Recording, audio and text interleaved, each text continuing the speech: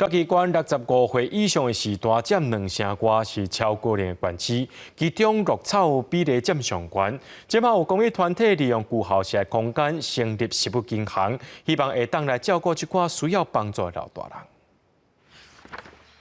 食物银行的工作人员无用咧整理物资，外口嘛当咧施工做工棒。当我前会校的嘉义鹿草乡碧潭国小，即摆有公益团体来这成立食物银行。110年的8月开始会校小孩子会很少了，所以讲我们这个学校社区跟大家一起把这个学校活化起来。啦，照顾这百姓，大家拢做好，这老大人。无像就讲倒来遮，够老人会当服务，甲阮服务。 我足欢喜的呢，佮阮遮服务人员大家足好的哦。负责管理碧潭国小下潭国小讲，食物银行的成立，唔但照顾在地的时代，嘛互遮的空间增加再利用的机会。食物银行呢跟我们接洽，他希望可以用碧潭国小的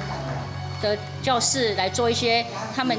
堆放食物银行里面的物资，那我们非常的乐观其成，因为这样子更加活化我们的碧潭国小。嘉义县鹿草乡的老人人口比例是28.27%，边仔一直乡嘛有28.22%，拢是嘉义县当中真侪老人的乡镇。台湾活力老化推展协会希望为这个基地出发，要来照顾嘉义县老古老，要是翁某拢侪岁的老师大。看到真的很多的长者在营养上面跟食物上面确实是缺乏的，所以我们就协力了很多来自台北还有高雄很多的这个食物银行的伙伴们，在推一个概念叫社区共老。 怎么样让社区的长者还有社区的民众，大家一起来守护老人？民间团体找资源成立食物银行，会当互碧潭国小这个所在增加服务老人的机会。社区嘛希望会当引进更较侪资源，活化这个国小，照顾附近乡镇的老大人。